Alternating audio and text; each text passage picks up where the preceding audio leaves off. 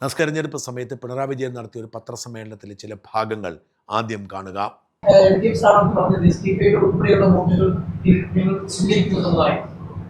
മങ്കടയിലെ LDF സ്ഥാനാർത്ഥി SDPI-കാരനാണെന്നാണോ പറയുന്നത്? സ്ഥാനാർത്ഥി എന്ന് പറയുന്നത് സ്ഥാനാർത്ഥിയല്ലേ? സ്ഥാനാർത്ഥിയോട് നിങ്ങളെന്ത് ചോദിച്ചു എന്ന് എനിക്ക് പറയാവൂ. അത് അദ്ദേഹത്തോട് ചോദിക്കേണ്ട. അദ്ദേഹത്തോട് ചോദിക്കുന്ന ചോദ്യത്തിന്റെ അടിസ്ഥാനത്തിലേ മറുപടി ഉണ്ടാക്കുക. നിങ്ങൾക്ക് ഞങ്ങളുടെ നിലപാടാണ് അറിയേണ്ടതെങ്കിൽ ഞാൻ ഒന്നുകൂടി ആവർത്തിച്ച് പറയാം. എല്ലാ വർഗീയതയോടും ഒരേ നിലപാടാണ്, എല്ലാ വർഗീയ ശക്തികളോടും ഒരേ നിലപാടാണ്. രാജ്യത്ത് ഭൂരിപക്ഷ വർഗീയതയുണ്ട്, ന്യൂനപക്ഷ വർഗീയതയുണ്ട്. ഈ വർഗീയതയോടെല്ലാം ശക്തമായ നിലപാടാണ് ഞങ്ങൾ സ്വീകരിക്കുന്നത്.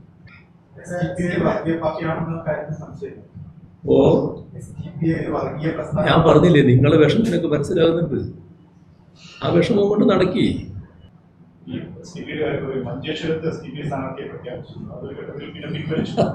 ഇയാൾക്ക് വേറെ എന്തോ സൂക്കേടാണ് കേട്ടോ. ഇനി അത് ഞാൻ മറുപടി പറഞ്ഞിട്ട് കാര്യമില്ല. വേറെ എന്തോ അതിൻ്റെയും കൊണ്ട് വന്നിരിക്കുക. ഏതോ ഒരു ഞാൻ സാധാരണ അങ്ങനെ ചോദിക്കില്ല, പക്ഷെ എന്തോ പ്രത്യേക അജണ്ടയായിട്ട് വന്നാണെങ്കിൽ അതൊക്കെ മാറ്റി വെച്ചാൽ മതി കേട്ടോ. ഈ പത്രസമ്മേളനം തന്നെ അലങ്കോലപ്പെടുത്തണമെന്നുള്ള ഉദ്ദേശം നിങ്ങൾക്കുണ്ടോ? അങ്ങനെ ഒരു രീതിയിലല്ല വേണ്ടത്.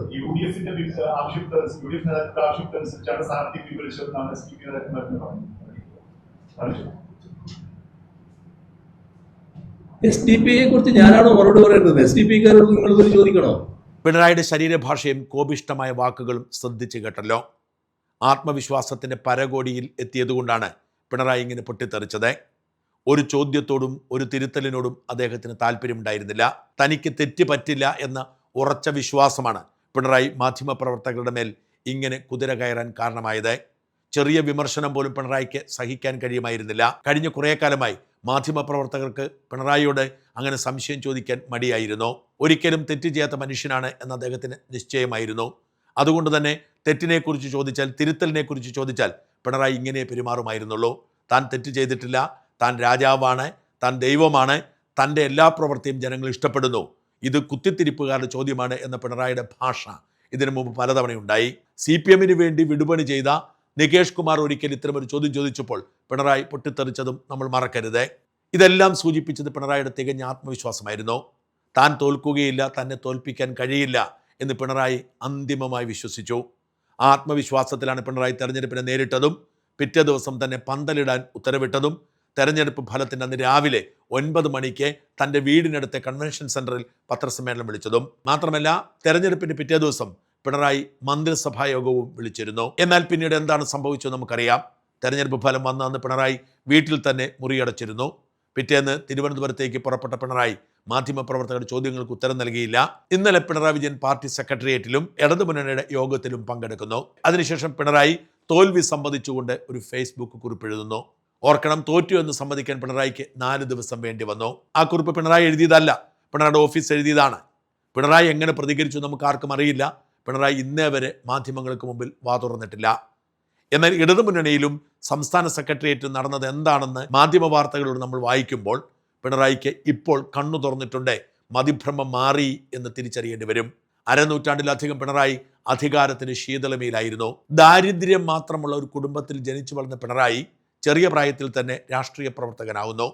1969 പിണറായി വിജയൻ കേരളത്തിലെ ആദ്യത്തെ രാഷ്ട്രീയ കൊലപാതക കേസിലെ പ്രതിയാവുന്നു.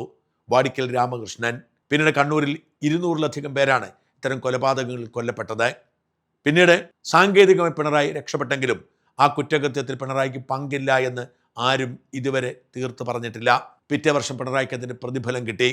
1970 തീരെ ചെറിയ പ്രായത്തിൽ പിണറായി വിജയൻ കേരള നിയമസഭാംഗമായി. 1970 മുതൽ പിണറായി പിന്നീട് 2026 വരെ പിറകോട്ട് നോക്കിയിട്ടില്ല. എങ്ങനെയാണ് ജയിക്കേണ്ടത്, എങ്ങനെയാണ് സ്ഥാനമാനങ്ങളിൽ എത്തേണ്ടത് എന്ന് പിണറായിക്ക് നന്നായി അറിയാമായിരുന്നു. പലവട്ടം MLA ആയി, മന്ത്രിയായി, CPIM-ന്റെ ചരിത്രത്തിൽ ആദ്യമായി 18 വർഷം തുടർച്ചയായി പാർട്ടി സെക്രട്ടറിയായി. അതിനു മുമ്പ് സംസ്ഥാന സെക്രട്ടറിയോളം പദവിയുള്ള കണ്ണൂർ ജില്ലാ സെക്രട്ടറിയായി. എന്ന് വെച്ചാൽ 1970 മുതൽ പിണറായിക്ക് ചുറ്റും അധികാര കേന്ദ്രം രൂപീകരിക്കപ്പെട്ടു. ദാസന്മാരായിരുന്നു പിണറായിക്ക് ചുറ്റുമുള്ളത്. എപ്പോഴും സഹായികളുണ്ടായിരുന്നു, എപ്പോഴും കാറുണ്ടായിരുന്നു. അങ്ങനെ പിണറായി അരനൂറ്റാണ്ടുകൊണ്ട് തൻ്റേതായ ഒരു സാമ്രാജ്യം കെട്ടിപ്പടുത്തു. 96-ൽ നായനാർ സർക്കാർ മന്ത്രിസഭയിൽ അംഗമായിരുന്ന പിണറായി 2 വർഷം മാത്രം പദവിയിലിരുന്നപ്പോഴാണ് ലാവ്ലിൻ അഴിമതി കേസുണ്ടാവുന്നത്.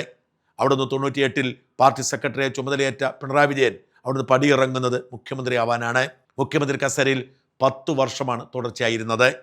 നമുക്കറിയാം എന്തൊരു ആഡംബര ജീവിതമായിരുന്നു പിണറായിയുടേതെന്ന്. ലോകമെമ്പാടും ചുറ്റിക്കറങ്ങി അവിടങ്ങളിലൊക്കെയുള്ള ഏറ്റവും മുന്തിയ ഹോട്ടലുകളിൽ താമസിച്ചു. ഓർക്കണം, ലോകത്തെ ഏറ്റവും വലിയ കോടീശ്വരന്മാരായ എലൻ മസ്കിനെയും മുകേഷ് അംബാനിയെയും പോലുള്ളവർ താമസിക്കുന്ന അതേ ഹോട്ടലുകളിൽ പിണറായി താമസിച്ചു. ചെറിയ രോഗത്തിന് പോലും അമേരിക്കയിൽ പോയി ചികിത്സിച്ചു. മകൾക്ക് അനധികൃത വഴിയിലൂടെ ബിസിനസ് സാമ്രാജ്യം ഉണ്ടാക്കി കൊടുത്തു. ഇത്തരം സാമ്പത്തിക ഇടപാടുകൾ സുതാര്യമാക്കാൻ മകനെ NRI ആക്കി UAE കൊണ്ടുപോയി. കരിമണൽ കർത്തമാരുടെയും തങ്കു ബ്രദർമാരുടെയും ഇഷ്ടകഥാപാത്രമായി. അങ്ങനെ അധികാരത്തിൻ്റെ സിംഹാസനത്തിലിരുന്ന് പിണറായി ചുറ്റിനുമുള്ള മനുഷ്യർ തന്നെക്കുറിച്ച് എന്ത് ചിന്തിക്കുന്നു എന്ന് മനസ്സിലാക്കാതെ പോയി.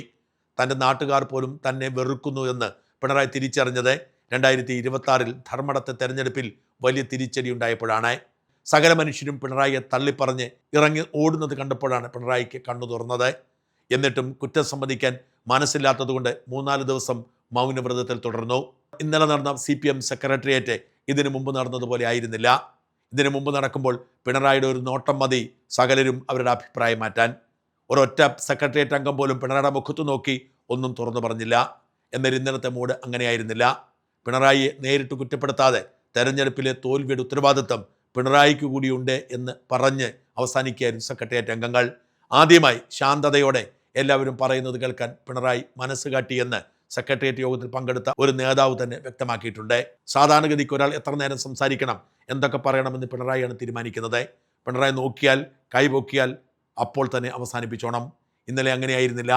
ആളുകൾക്ക് ഇഷ്ടമുള്ളത് പറയാൻ അവസരം കൊടുത്തു.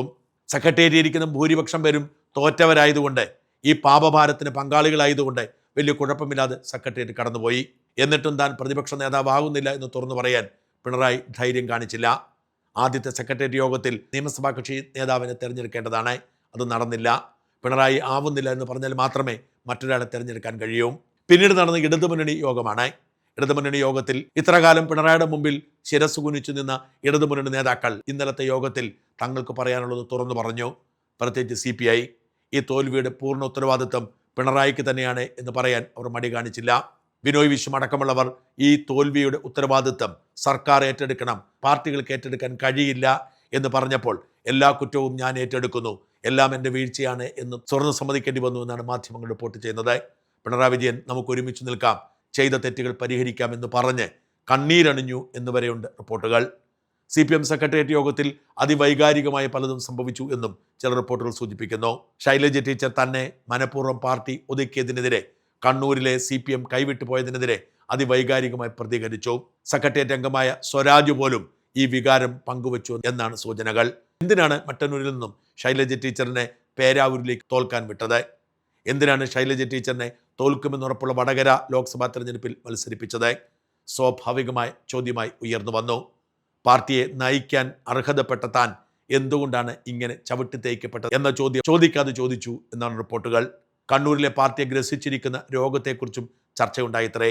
പാർട്ടി സെക്രട്ടറിയായി ചുമതലയേറ്റ രാകേഷിന്റെ അഹന്ത നിറഞ്ഞ സമീപനം, പയ്യന്നൂര് രക്തസാക്ഷി ഫണ്ട് പോലും അടിച്ചു മാറ്റിയിട്ടും അത് മറച്ചുവയ്ക്കാനും ആ അടിച്ചു മാറ്റിയയാളെ സംരക്ഷിക്കാനും നടത്തിയ ശ്രമം, അതിനെ ചോദ്യം ചെയ്ത് നല്ല സഖാവിനെ പുറത്താക്കിയത്, തളിപ്പറമ്പ് എന്ന സുരക്ഷിത മണ്ഡലത്തിൽ പാർട്ടി സെക്രട്ടറിയുടെ ഭാര്യയെ യാതൊരു അർഹതയുമില്ലാതെ സ്ഥാനാർത്ഥിയാക്കിയതൊക്കെ ചോദ്യം ചെയ്യപ്പെട്ടു. പാർട്ടി സെക്രട്ടറി പിച്ചും പേയും പറയുന്നത് കൊണ്ടാണ് തോൽവി ഇങ്ങനെ ഉണ്ടാവുന്നത് എന്ന് തുറന്നു പറയാൻ പോലും ചിലർ ധൈര്യം കാട്ടി.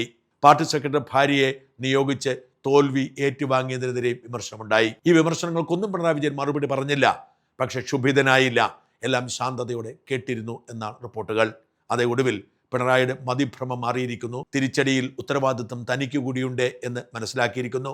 ആളുകളോട് പൊട്ടിത്തെറിച്ചും ബഹളം വെച്ചും അധികാരം ആസ്വദിച്ചിരുന്ന ആ പഴയകാലം കഴിഞ്ഞിരിക്കുന്നു എന്ന് തിരിച്ചറിയുന്നു. അധികാരമില്ലാതെ, അകമ്പടിയില്ലാതെ, സുഖസൗകര്യങ്ങളില്ലാതെ ഇനി പിണറായി എത്ര കാലം ജീവിക്കും എന്ന് മാത്രമാണ് കണ്ടറിയേണ്ടത്.